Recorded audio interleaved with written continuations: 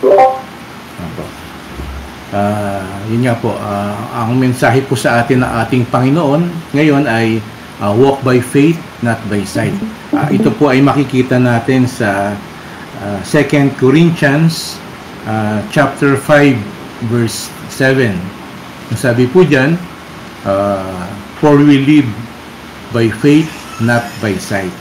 Sa Tagalog po, kung babasahin po natin, no, sa ikalawang mga taga-Korinto, chapter 5 verse 7, ang sabi po ay sapagkat namumuhay tayo batay sa pananampalataya sa Panginoon at hindi sa mga bagay na nakikita. No? Kaya po pinapaalalahanan po tayo rito ni Apostol Pablo, no, sa kanyang sulat sa mga taga-Korinto, no, na mamuhay daw tayo batay sa pananampalataya sa Panginoon at hindi sa mga bagay na nakikita natin dito sa mundo. No? Binibigyang diin po dito, no, yung atin pong pagtitiwala natin sa mga pangako at patnubay ng Diyos. No, kahit na ang mga bagay daw po o yung mga nararanasan natin sa ating buhay ay tila walang katiyakan or medyo nahihirapan tayo, no, sa ating buhay, dapat daw po ay nakatuon tayo dun sa mga hindi nakikitang mga katotohanan ng pananampalataya at ng spiritual na pangako ng ating Panginoon.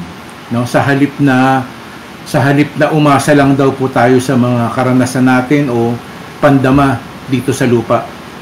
No, hinihikayat po tayo bawat isa sa atin na tayong mga mananampalataya na magkaroon ng tiwala sa mga plano ng Diyos para sa atin, no? At mamuhay sa paraang nakalulugod sa ating Panginoon. No, kahit na nahaharap daw tayo sa mga hamon o yung pagdududa, no, na nararanasan natin dito sa lupa, no? Madalas daw tayong mailigaw ng ating mga pisikal na pandama, no, na nagiging sanhi ng maling pag-unawa sa mga sitwasyon o yung mga nangyayari dito sa atin sa mundo na to, o yung mga paggawa ng mga desisyon batay sa mga maling pananaw, no? Kaya po binibigyan din po dito na yun daw ating paglakad o yung ating pamumuhay, ibig sabihin pamumuhay sa pamamagitan ng pananampalataya ay nangangahulugan na pagtitiwala natin sa mga pangako ng Diyos, no, kahit tila na hindi pa ito agad-agad natin na nakikita, no, para bang mayroon tayong nararanasan na hindi pa natin alam kung ano yung ibig sabihin, no. Ang sabi nga po, no, sa mga Hebreo chapter 11 verse 1, ang sabi nga po diyan, no, na ang pananampalataya ay pagtitiwala na mangyayari ang ating mga inaasahan at katiyakan tungkol sa mga bagay na hindi nakikita, no? Yun daw po ang pananampalataya, no? Ang tunay na pananampalataya po, mga kapatid, ay nababalot daw po ito doon yung pagtuon natin sa walang hanggan o yung sa eternity. Doon daw sa hindi nakikitang mga katotohanan ng kaharian ng Diyos at sa kanyang mga pangako. Sa halip na maimpluwensyahan lamang tayo ng yung mga pansamantala at nakikita natin dito sa mundo, no? At ito nga daw po ay hinihikayat ang bawat isa sa atin, tayong mga mananampalataya, na mamuhay sa paraang nagpaparangal sa Diyos, na kinikilala na ang kanilang mga aksyon at yung pagpili ay para sa mga spiritual na kahalagahan, no? Imbis na yung mga dito, yung sa lupa na puro mga pansamantala lang, no? Saka mga material na bagay, no?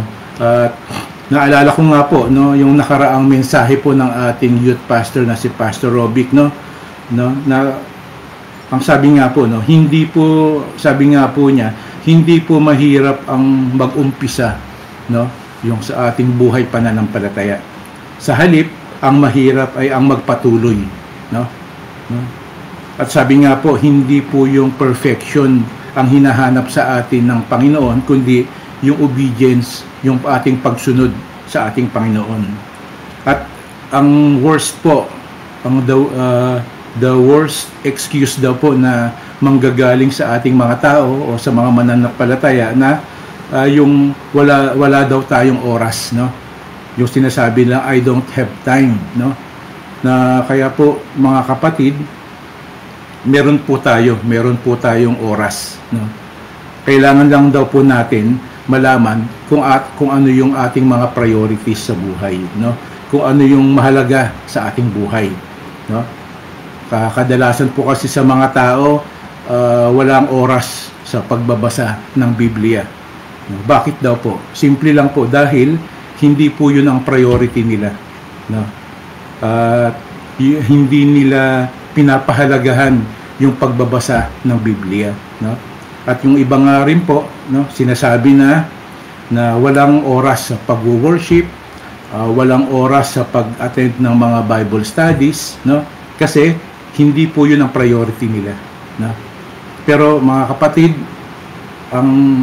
ang priority daw po natin ay decided by our own values. Ibig sabihin, yung ating priority sa buhay ay depende kung ano yung pinapahalagahan natin, no?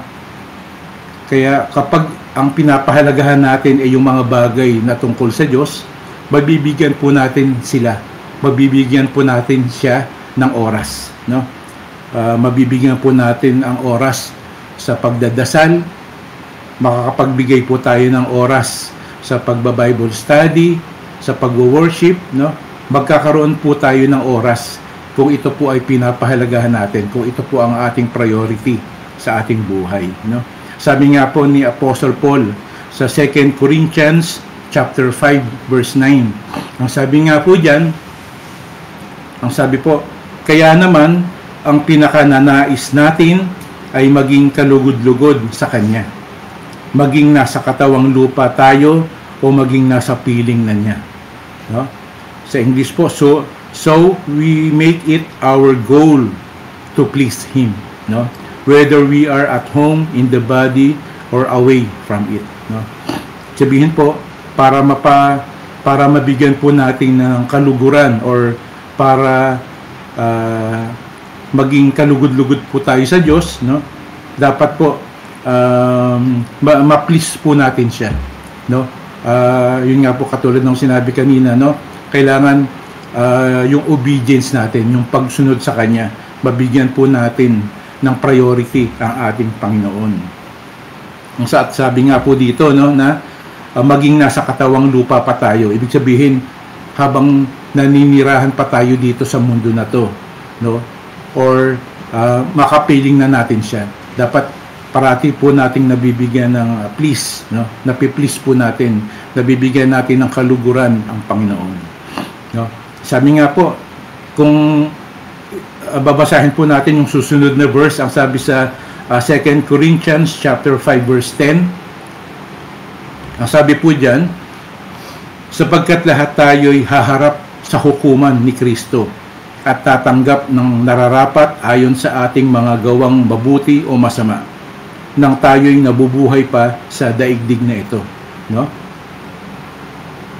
Ang sabi, we shall all appear before the judgment seat of Christ, no?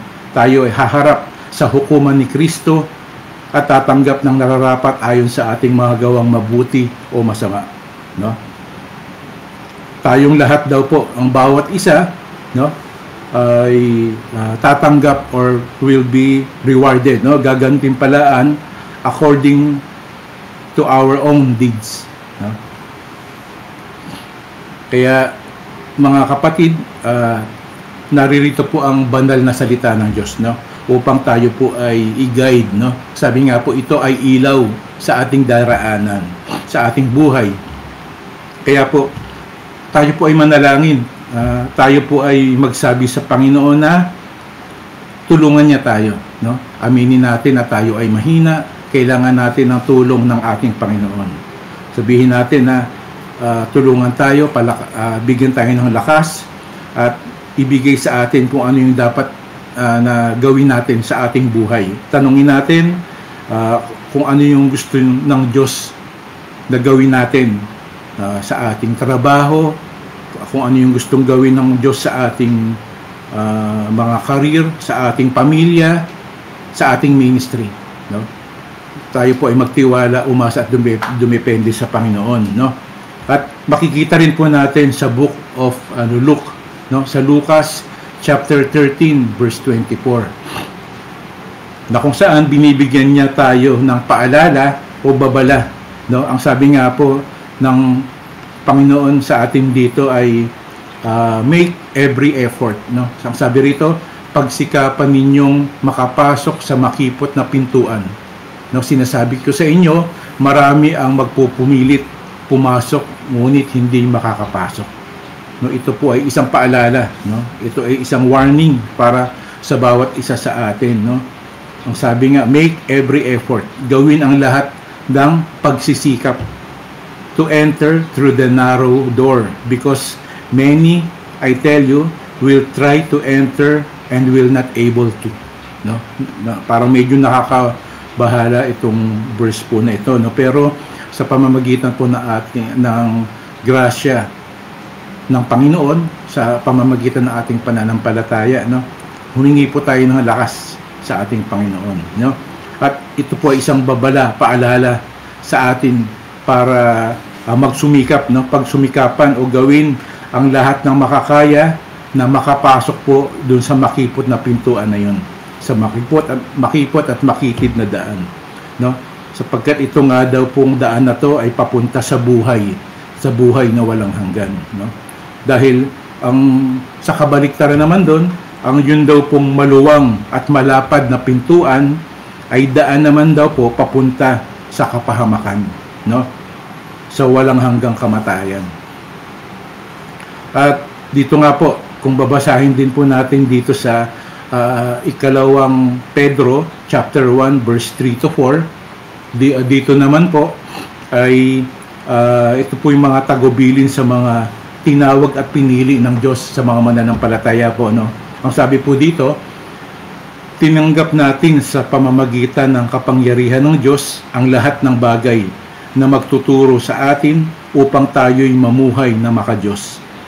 Ito'y dahil sa ating pagkakakilala kay Jesus, na siya ring tumawag sa atin upang bahaginan tayo ng kanyang karangalan at kabutihan. Sa paraang ito ay binigyan niya tayo ng mga dakila at napakahalagang pangako upang makaiwas tayo sa nakakasirang pagnanasa sa sanlibutan ito at upang makabahagi tayo sa kanyang likas bilang Diyos, no? Nabanggit nga po natin kanina, no, na walk by faith not by sight, no? Ito nga po, no, ito po ay paalala, no, tagubilin para sa ating mga tao, sa ating mga mananampalataya. At kung sinasabi rin po, no, yung pong susunod na verse sa verse 5 to 11, no, ang sabi naman po rito, nagsasabi po ng mga tagubilin, no, para sa mga tinawag at pinili ng Diyos, no, sa mga mananampalataya po, no, na makaiwas sa nakakasirang pagnanasa ng salibutan. Ang sabi nga po kanina, no, na kung saan nabanggit po dito ni Apostol Pedro, dito yung katagang make every effort, no? Sikapin daw po natin na yung ating pananampalataya o faith ay dagdagan pa daw ng kabutihan. At yung kabutihan, dagdagan pa raw ng kaalaman. At yung kaalaman ay dagdagan pa ng pagpipigil sa sarili.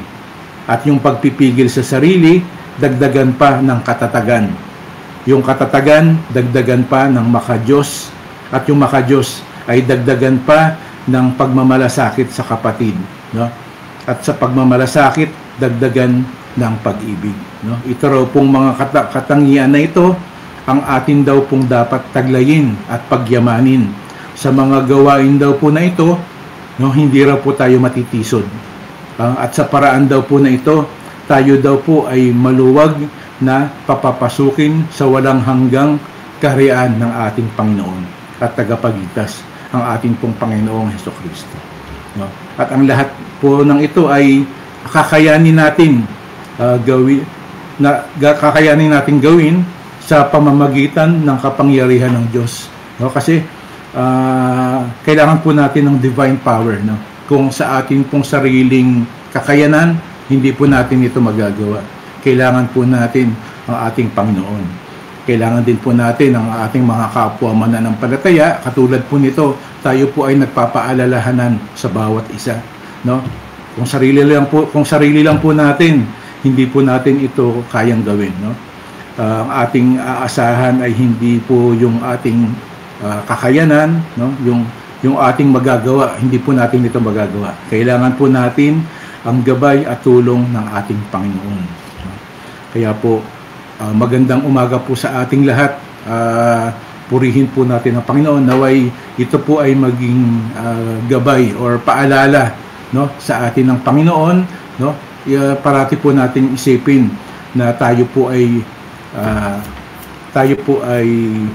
mamuhay batay sa pananampalataya sa Panginoon at hindi sa mga bagay na ating nakikita. Good morning po. Purihin po natin ang ating Panginoon. Amen. Amen.